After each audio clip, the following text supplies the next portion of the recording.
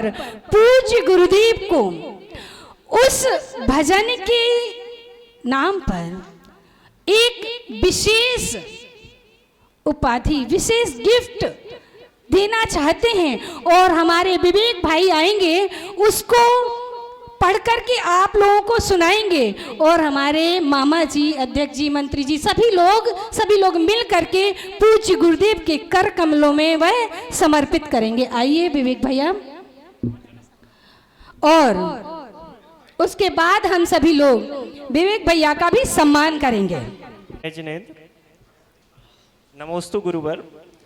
ये जो माताजी ने कहा कि जो जैन भजन है, जीवन है पानी की बूंद, इसको हमने genesis book of world record में दर्ज किया है। इसे गिनीज पढ़ने की भूल ना करें।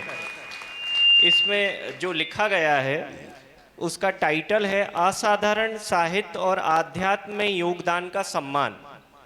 परम पूज्य आचार्य श्री विनम्र सागर जी महाराज, जिनका जन्म 1 अक्टूबर 1963 को भिंड मध्य प्रदेश में हुआ था, एक प्रतिष्ठित आध्यात्मिक गुरु हैं जो गहन साहित्य योगदान के लिए जाने जाते हैं। उनकी पुस्तक जीवन है पानी की बूंद ने अपनी गहरी अंतर्दृष्टि से पाठकों को मंत्रमुग्ध कर दिया है। उन्होंने अपनी अद्भुत प्रतिभा और कौशल के लिए कई पुरस्कार मिले हैं। हमने उन्हें असाधारण कौशल की सराहना की और 8 जून 2024 को उनका नाम प्रशंसा श्रेणी में genius book of world record में रखा गया है। और आप लोग की तालियां तब तक बजती रहें जब तक कि मामा जी वगैरह सब लोग आचार्य को ये भेंट, प्रशस्ति पत्र भेंट करेंगे। तब तक सभी लोग जोरदार तालियां। वंदे गुरुवरम, वंदे गुरुवरम, वंदे गुरुवरम, वंदे गुरुवरम, वंदे गुरुवरम, वंदे गुरुवरम, वंदे गुरुवरम, वंदे गुरुवरम, वंदे गुरुवरम, वंदे गुरुवरम, वंदे गुरुवरम, वंदे गुरुवरम, वंदे गुरुवरम, वंदे गुरुवरम, वंदे गुरुवरम, वंदे गुरुवरम, वंदे गुरुवरम, वंदे गुरुवरम। बोले परम पूज्य उच्चारणाचार्य भगवान गुरु और 180 विनम्र सागर जी महामुनिराज की।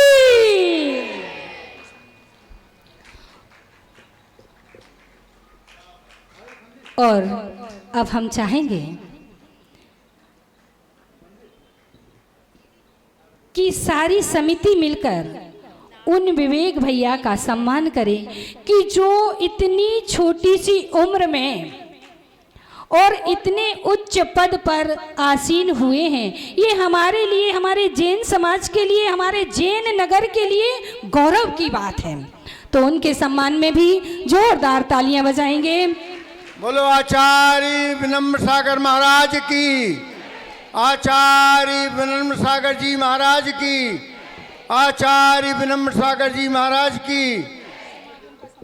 महाराज की जी के प्रवचन हो उसके पहले हमारी जो दीदियाँ आई हैं सांगानेर से,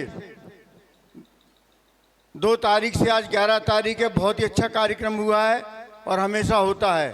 और बिरतों में भी सांगानेर के विद्वान यहाँ पधारते हैं। आज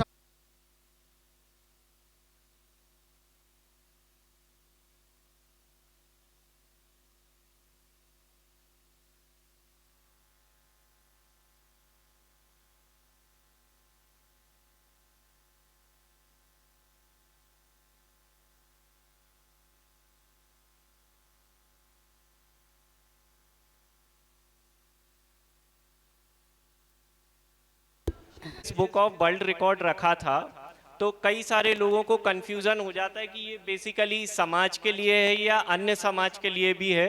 तो आज मैं आपके सामने एक प्रतिज्ञा भी करता हूँ और एक विचार भी बदल दिया मैंने कि इस बुक ऑफ वर्ल्ड रिकॉर्ड को जेनेसिस ही रहने दूंगा।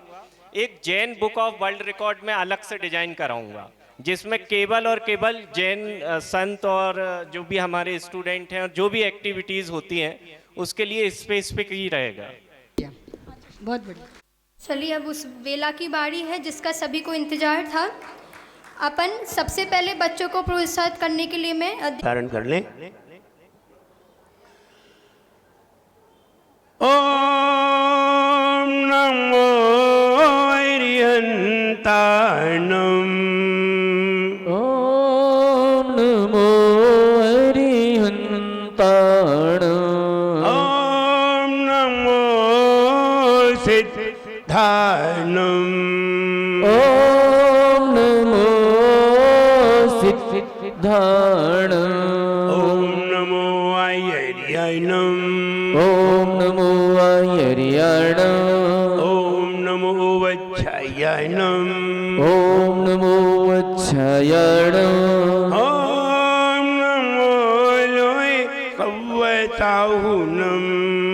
ओम नमो लोय सवसाहुणम। ओम नमो लोय कव्वताहुनम। ओम नमो लोय सवसाहुणम। बोले कल्याण श्री नेमिनाथ भगवान की जय। एक कल्याण श्री महावीर भगवान की जय। परम पूजाचार्य श्री धरसेन स्वामी मुनि महाराज की जय। परम पूजाचार्य भूतबली पुष्पदंताचार्य की जय। परम पूजाचार्य गुरुवर श्री विराट भगवती गुरुदेव की जय। अहिंसामयी जैन धर्म की जय। बोले परम पूज्य उच्चारणाचार्य भगवान गुरुवर श्री विनम्र सागर जी गुरुदेव की। है जिनवर का सम्मान करें और जिन वाणी को नित्य पढ़े। जिनवर का सम्मान करे, जिन वाणी को नित्य पढ़े। जिनवर का सम्मान करें जिन वाणी को नित्य पढ़े। जिनवर का सम्मान करे, जिन वाणी को नित्य पढ़े। उसका ही गुणगान करे, उसका ही गुणगान करे। उसका ही गुणगान करे, उसका ही गुणगान करे। जो इसको पढ़ जाएगा, जो इसको पढ़ जाएगा ज्ञान वही सच पाएगा। जो इसको पढ़ जाएगा ज्ञान वही सच पाएगा। ज्ञानी जीवन में हो, ज्ञानी जीवन में उत्तम सुख पाए रे। जीवन है पानी की बूंद कब मिट जाए रे। हो जीवन है पानी की बूंद कब मिट जाए रे। होंगी अन्न होंगी हो, होंगी अन्न होंगी कब क्या घट जाए रे। जीवन है पानी की बूंद कब मिट जाए रे। हो जीवन है पानी की बूंद कब मिट जाए रे। गुरु से मिलता ज्ञान यहाँ, गुरु बिन होता ज्ञान कहाँ। गुरु से मिलता ज्ञान जहाँ, गुरु बिन ज्ञान हो। गुरु से मिलता ज्ञान यहाँ, गुरु बिन होता ज्ञान कहाँ। गुरु से मिलता ज्ञान यहाँ, गुरु बिन ज्ञान होता ज्ञान कहाँ। उनसे हो उत्थान यहाँ है, उनसे हो उत्थान यहाँ। उनसे हो उत्थान यहाँ, उनसे हो उत्थान यहाँ। जिनको गुरु नहीं मिलते, जिनको गुरु नहीं मिलते उनके दीप नहीं जलते। जिनको गुरु नहीं मिलते उनके दीप नहीं जलते। दुख में आकर वो, दुख में आकर वो तम में मर जाए रे। गुरु चरणों की धूल हमें जब मिल जाए रे, हो गुरु चरणों की धूल हमें जब मिल जाए रे। उसकी दुनिया में हो, उसकी दुनिया में किस्मत खुल जाए। गुरु चरणों की धूल हमें जब मिल जाए रे, हो गुरु चरणों की धूल हमें जब मिल जाए रे। हर व्यक्ति की ख्वाहिश है हमें बहुत सारा ज्ञान प्राप्त हो जाए। अगर आपसे कोई व्यक्ति पूछने आए, कोई देवता पूछने आए अथवा भगवान ही पूछने आ जाए कि तुम्हें कितना ज्ञान चाहिए, आप कितना बताएंगे? अगर भगवान ही पूछने आ जाए, कोई देव वरदान देने के लिए आ जाए अथवा कोई गुरु तुम्हें वरदान देने के लिए आ जाए और तुमसे पूछे कितना ज्ञान चाहिए, क्या उत्तर देंगे? क्या उत्तर देंगे? हमें कितना ज्ञान चाहिए? वो तुम्हें इतना भी ज्ञान दे सकता है कि तुम पूरी लाल घाटी के लोगों का जान सको। वो इतना भी दे सकता है कि पूरे भोपाल का जान सको। वो इतना भी दे सकता है पूरे मध्य प्रदेश का जान सको। वो इतना भी दे सकता है कि पूरे भारत का जान सको। आप कौन सा पसंद करेंगे? सुरेश भैया? पूरे भारत का। प्रमोद जी, वो ये भी कह रहा है हम इतना भी दे सकते हैं कि तीनों लोग का जान सको। वही चाहिए, वही चाहिए। औकात भले ही ना हो लेकिन चाहिए वही। बोले आपने देने की बात की है, हमने तो लेने की बात की ही नहीं थी। और जब देने की बात की है तो फिर वही दीजिए जो। लेकिन फिर ये भी बात है, दिया उतना ही जाता है जितना तुम पचा सको, और अगर पचा नहीं तो वो बेकार हो जाता है। दिया उतना ही जाता है जितनी तुम्हारी झोली में आ सके। झोली छोटी हो तो ज्यादा देना भी नहीं चाहिए, और ज्यादा दे दिया जाएगा तुम्हारी झोली में नहीं आएगा तो बाहर गिर जाएगा। इसलिए कितना देना चाहिए? ज्ञान कितना देना चाहिए? ज्ञान संख्यात भी है, ज्ञान असंख्यात भी है, और ज्ञान अनंत भी है।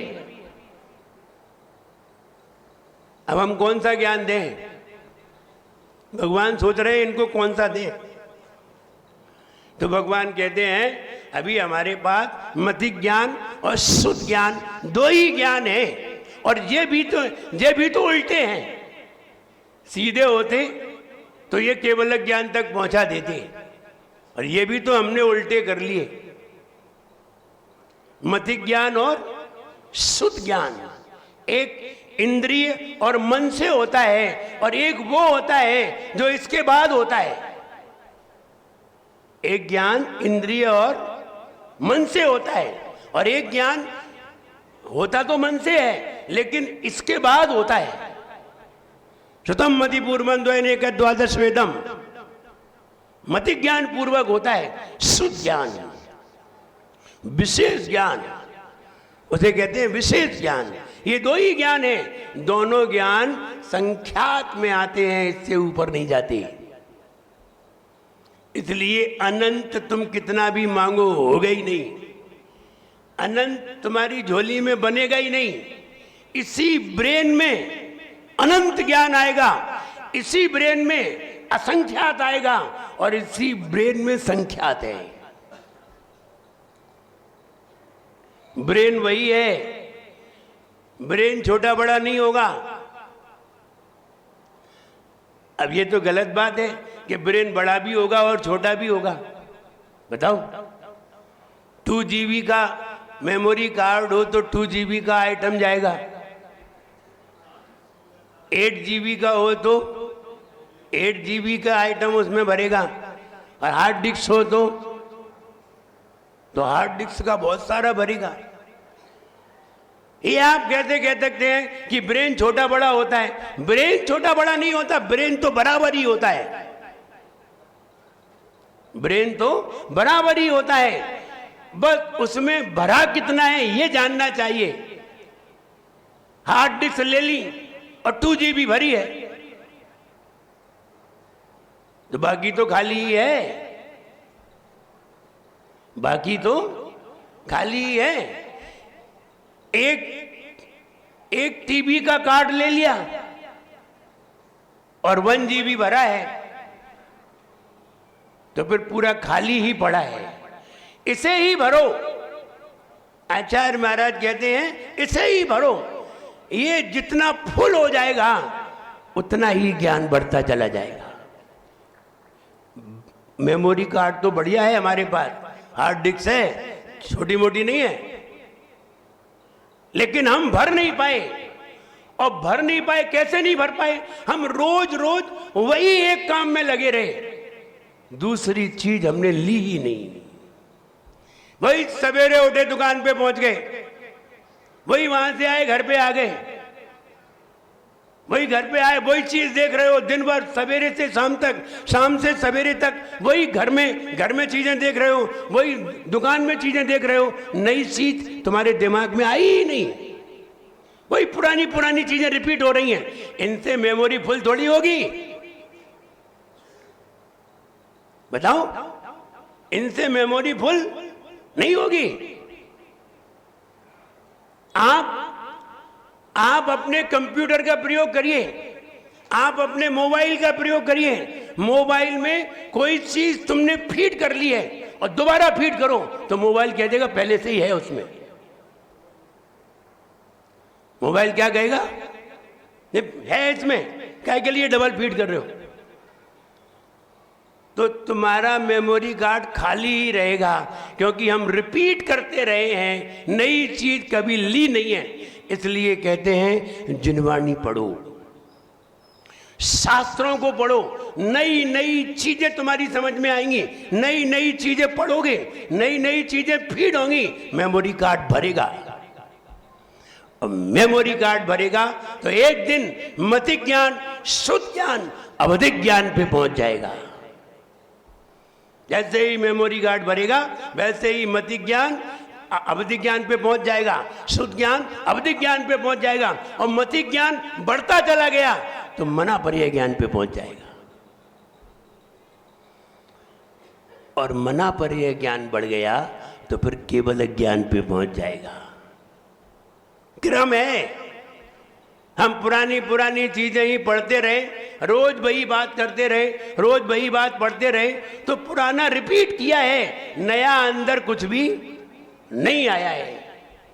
इसलिए रोज जिनवाणी पढ़ो,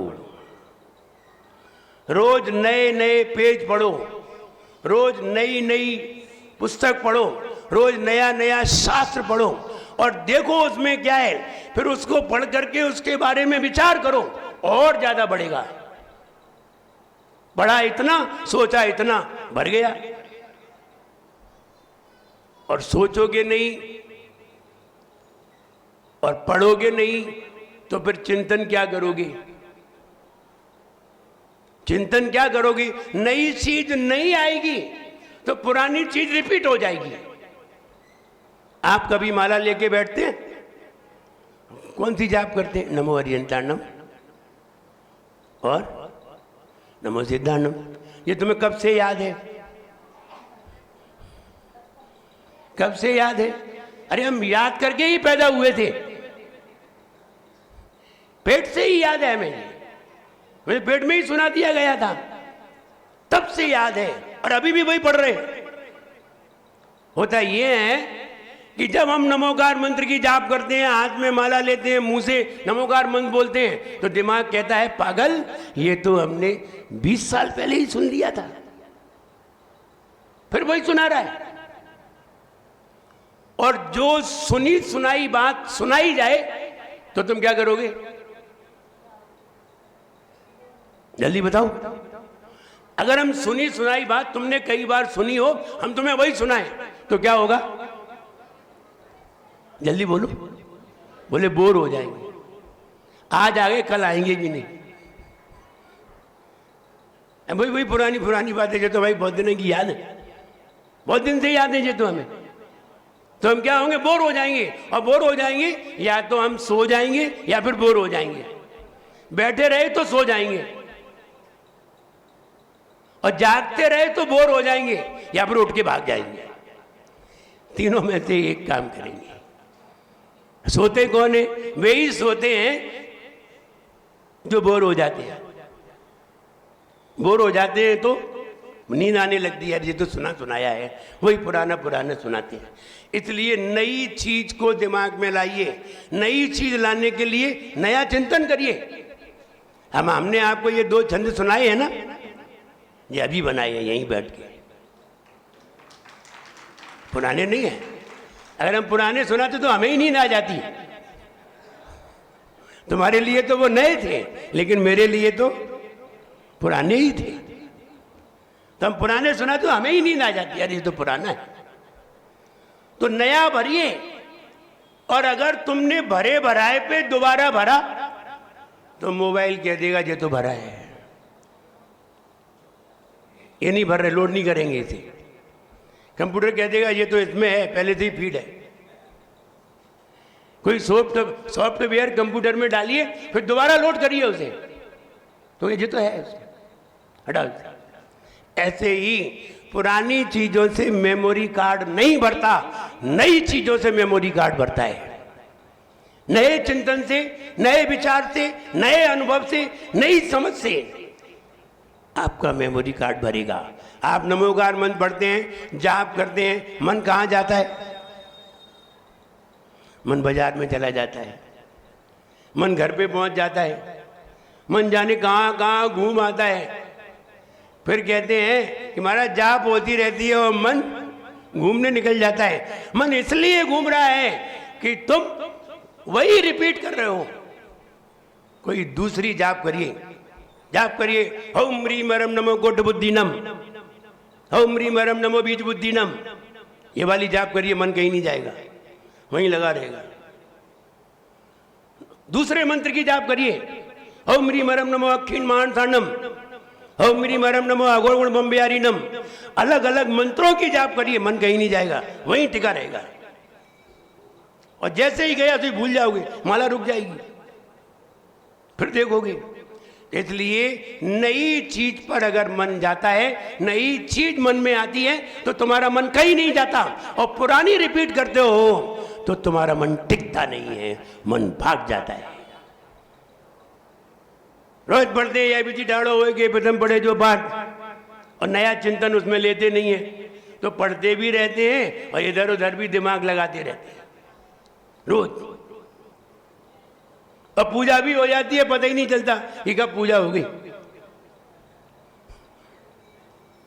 और कब क्या हो गया, कब माला हो गई, पता ही नहीं चलता है। इसलिए ज्ञान में नई चीज लाइए। नई चीज लेने से ये ब्रेन सक्रिय हो जाता है, और ये सक्रिय हो जाता है फिर कहीं नहीं जाता। और जब ये सक्रिय नहीं होता तो पुरानी चीज पीछे से आगे आ जाती है। हम सोते हैं, प्रमोद जी सोते हैं कि नहीं? सपने देखते हैं? हाँ देखते हैं। आगे वाले सपने देखते हैं कि पीछे वाले? यानी जो पीछे सोच के आए उसका सपना देखते हैं कि आगे सोचेंगे उसका देखते हैं? पीछे सोच के आए उसके सपने देखते हैं। दिन भर विचार किया उसके सपने देखते हैं। आगे का कोई सपना नहीं है। आगे के सपने आंख खोल करके देखते हैं, पीछे के सपने आंख बंद करके देखते हैं। और पीछे के सपने इसलिए देखते हैं कि ये वाला ब्रेन सक्रिय नहीं रहता, ये ब्रेन निष्क्रिय हो जाता है। इसलिए बैक ब्रेन काम करता है। और बैक ब्रेन माने मेमोरी, जो पुरानी तुमने जितना सोचा है, जितना बोला है, जितना कहा है, वो बैक ब्रेन में जाता है। और वहां से निकल करके इधर आ जाता है। फिर कुछ सपने याद रहते हैं और कुछ स्वप्न याद नहीं रहते। कुछ याद रह जाते हैं। याद तब रह जाते हैं जब हम इधर के माइंड से सोचने लगते हैं तो याद रह जाते हैं। जब इधर का सक्रिय नहीं हो पाता तो कितने सपने आते हैं, कोई भी याद नहीं रह पाती। इसलिए हमें ज्ञान प्राप्त करना है। बहुत अच्छे चिंतन देखिए। पुस्तक ना मिले, गुरु मिले तो ज्ञान हो जाएगा। पुस्तक ना मिले और गुरु मिले तो ज्ञान हो जाएगा। पुस्तक मिले और गुरु ना मिले तो ज्ञान नहीं होगा।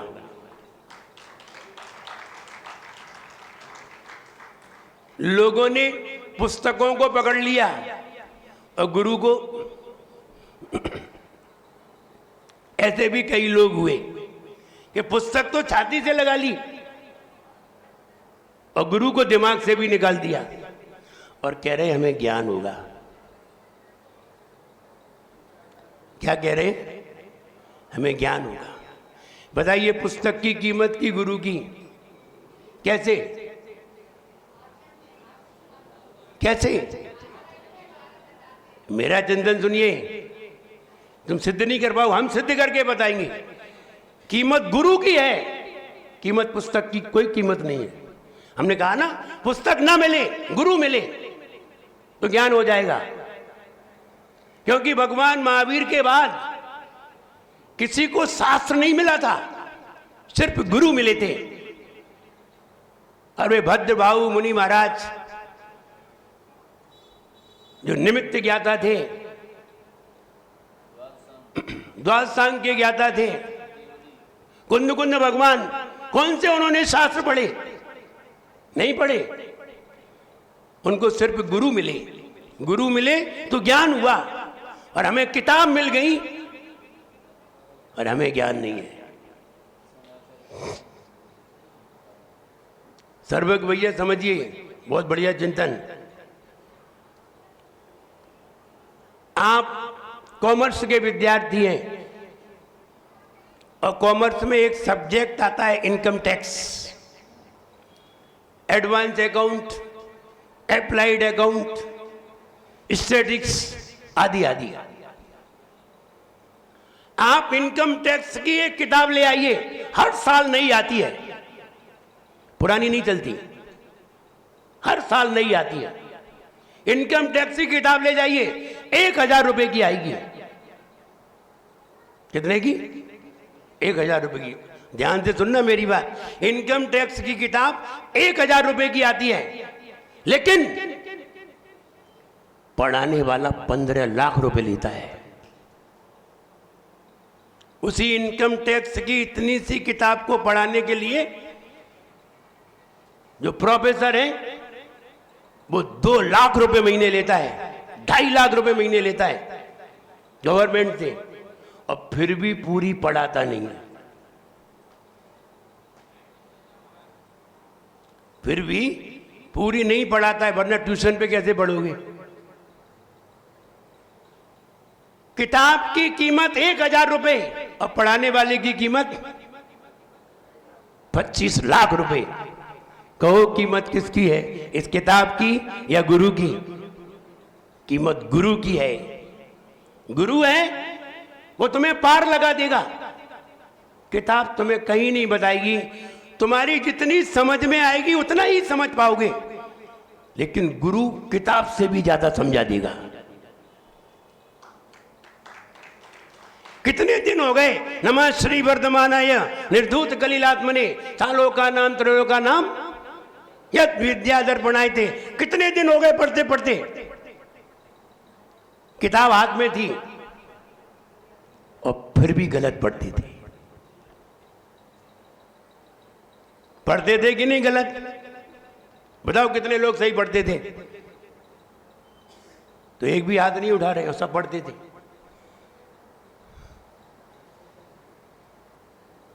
देखा किताब का ज्ञान? किताब मिले और गुरु ना मिले तो हम जिंदगी भर गलत पढ़ते रहेंगे, और एक बार गुरु मिल जाए तो जिंदगी भर सही पढ़ते रहेंगे। कीमत गुरु की है, कीमत किताब की नहीं। किन्हीं लोगों ने शास्त्रों की पूजा कर ली और भगवान को ये हटा दिया उन्होंने। नहीं, भगवान की पूजा नहीं करेंगे, शास्त्र की करेंगे। अरे भगवान तो शास्त्र में जो लिखा है उसको तुम्हें प्रत्यक्ष रूप दिखाने के लिए है, और तुमने भगवान को देखना बंद कर दिया और किताबों को पढ़ना चालू कर दिया। ये भी भ्रम में आ गए, और वे भी भ्रम में आ गए जिन्होंने शास्त्र को तो पकड़ लिया और गुरु को छोड़ दिया, वे भी भ्रम में आ गए। और वे भी भ्रम में आ गए जिन्होंने गुरु को पकड़ लिया और शास्त्र को ही छोड़ दिया, वे भी भ्रम में आ गए। इसलिए शास्त्र भी जरूरी है और गुरु भी जरूरी है। हम ये कहना चाहते हैं, ज्ञान किस किस से होता है? ज्ञान 4 कारणों से होता है। पहला ज्ञान देखने से, पहला ज्ञान देखने से, दूसरा ज्ञान पढ़ने से, तीसरा ज्ञान समझने से, और चौथा ज्ञान अनुभव करने से। 4 तरीके से ज्ञान होता है। देख करके भी ज्ञान हो जाता है। एक व्यक्ति ने आपके सामने 2 गिलास में पानी रखा है, एक व्यक्ति ने पानी पिया और मर गया। अब तुम नहीं पियोगे दूसरे गिलास का पानी, तो किसी ने कहा था कि नहीं पियो? नहीं, देखने से ही हो गया। एक व्यक्ति ऊपर से पानी में कूदा, डूब करके मर गया, अब तुम नहीं कूदोगे? बोले मर जाते हैं। देखने से ज्ञान होता है। एक 2 साल का बच्चा जब तुम्हारे साथ गोद में आता है और मंदिर में तुम धोख लगाते हो, चावल डिब्बी में से चावल निकाल के चढ़ाते हो, तो बच्चा भी तुमसे हाथ में लेकर के चावल चढ़ा देता है। तुमने धोख लगाई तो वो भी धोख लगा देता है। तुम्हें समझाने की कोई जरूरत? पहला ज्ञान किससे होता है? अबोध। ये अबोध लोगों को होता है, जिन्हें ज्ञान नहीं होता, जिन्हें समझ में नहीं आती, जिनका ब्रेन अभी विकसित नहीं हुआ है, जो समझदार नहीं है, वो देखने से ज्ञान प्राप्त करते हैं। दूसरा ज्ञान पढ़ने से। जब हम पुस्तक में पढ़ते हैं और जब सीखते हैं तो पढ़ने से ज्ञान होता है कि 2 और 2 4 होते हैं। एक बच्चे ने अपने पिताजी से कहा, पापा मैं नहीं जाऊंगा पढ़ने। बोले क्यों? बोले मेरे टीचर को गणित नहीं आता है। बोले कैसे? बोले कल कह रहे थे कि 9 और 2 11 होते हैं, अब कहने लगे 7 और 4 11 होते हैं। कल 9 2 11 बताए थे, अब कौन समझाए उन्हें? बच्चे ही तो ठहरे। तो बच्चे जो है पढ़ करके समझते। दूसरा ज्ञान होता है पढ़ करके। जब हम पुस्तक को पढ़ते हैं तो समझते हैं, ओलम पढ़ते हैं अथवा अल्फ़ाबेट लेते हैं, काउंटेबल लेते हैं, तो पढ़ने से ज्ञान होता है। तीसरा ज्ञान होता है समझने से। अब समझो, अब तुमने पढ़ा है और पढ़ करके समझो उसे कि ये सही है या नहीं है। रात्रि में भोजन करना मांस के बराबर है कि नहीं? कैसे सिद्ध करो? और सिद्ध नहीं कर पाए तो फिर कैसे पता चलेगा कि रात्रि में छोटे छोटे जीव उत्पन्न हो जाते हैं। सूर्य की रोशनी में वे जीव छिप जाते हैं। उसकी सूर्य की रोशनी को देखने की उनमें क्षमता नहीं होती, सहन करने की क्षमता नहीं होती, इसलिए सूर्य की रोशनी में छिप जाते हैं और अंधकार में शीतल स्थान मिलता है तो वो निकल आते हैं। और जब हम भोजन करते हैं तो हमारे भोजन में वो जीव आ जाते हैं, उनमें मांस आदि पाया जाता है। और जब मांस आदि उसमें पाया जाता है और वे जीव उसमें आ जाते हैं तो हमारे खाने में भी जीव बढ़ जाते हैं। इसलिए रात्रि का भोजन मांस के बराबर है। समझ, एक पढ़ना और एक समझना। पढ़ना अलग बात है, तुमने पढ़ा और समझा नहीं तो तुम्हें याद नहीं रहेगा। आप 11वीं क्लास का पेपर दे के आइए हिंदी का या किसी और विषय का पेपर दे के आइए और 12वीं क्लास में उसी पेपर हम तुमसे लें तो फेल हो जाओगे। आप एमए का पेपर दे के आइए हिस्ट्री का और 1 महीने बाद वही पेपर लें तो आप फेल हो जाओगे। इसका मतलब है ये पढ़ा था लेकिन समझा नहीं था। सारी स्कूल की पढ़ाई ऐसी ही है, सिर्फ पढ़ करके पास होने की, इसे समझने से कोई मतलब है ही नहीं। तो पढ़ा और समझा नहीं, और पढ़ा और समझा शास्त्र हम पढ़ते हैं और समझते हैं। आखिर भगवान का दर्शन क्यों करना चाहिए, भगवान की पूजन क्यों करना चाहिए, भगवान के पास गुणगान क्यों गाना चाहिए, गुरुओं की सेवा क्यों करना चाहिए, हम गुरुओं को हार क्यों देते हैं। लोग दूर दूर से हार देने आते हैं। कल कोई महिलाएं थी, बोली महाराज हम विट्ठल नगर से आते हैं। एक दिन थे बोले हम चौक से आते हैं। हम इतनी दूर से हार देने क्यों आते हैं, कहीं समझदारी तो होगी। हम यहां होकर के नहीं दे पाते और कोई दूर से देने आ जाते हैं, निश्चित समझदारी होगी। समझना कि आखिर हम क्यों करते हैं ऐसा। अगर क्यों का प्रश्न आ जाएगा तो समझदारी उत्पन्न होने लगेगी, और क्यों नहीं आया तो आप पढ़ते रहेंगे, समझदारी कुछ भी नहीं होगी। पढ़ने से, समझने से। और चौथा ज्ञान है सर्वश्रेष्ठ ज्ञान अनुभव से। पहला ज्ञान थोड़े दिन तक चलेगा, पहला ज्ञान थोड़े दिन तक चलेगा जो आपने देख करके उत्पन्न किया, क्योंकि हो सकता है व्यक्ति की शकल भी बदल जाए, दृश्य बदल जाए। पहले लाल घाटी ऐसी नहीं थी, अब ऐसी हो गई। तो देखने से, देखना ज्यादा दिन नहीं चलेगा, देखा ज्ञान थोड़े दिन तक चलेगा, पढ़ा ज्ञान ज्यादा दिन तक चलेगा, समझा ज्ञान पूरे जीवन तक चलेगा, समझा हुआ ज्ञान पूरे जीवन तक चलेगा, और अनुभव किया ज्ञान इस जन्म के अलावा अगले जन्म में भी साथ चलेगा। इसलिए अनुभव करिए। एक्सपीरियंस लास्ट और सेल्फ एक्सपीरियंस लास्ट है ये। इसलिए पढ़ोगे, थोड़े दिन पढ़ोगे, याद करोगे, भूल जाओगे।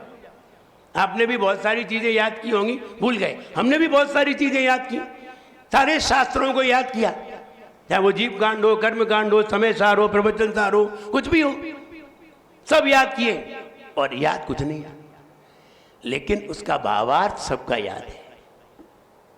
गाथा भले ही याद ना हो, भाव तो याद है।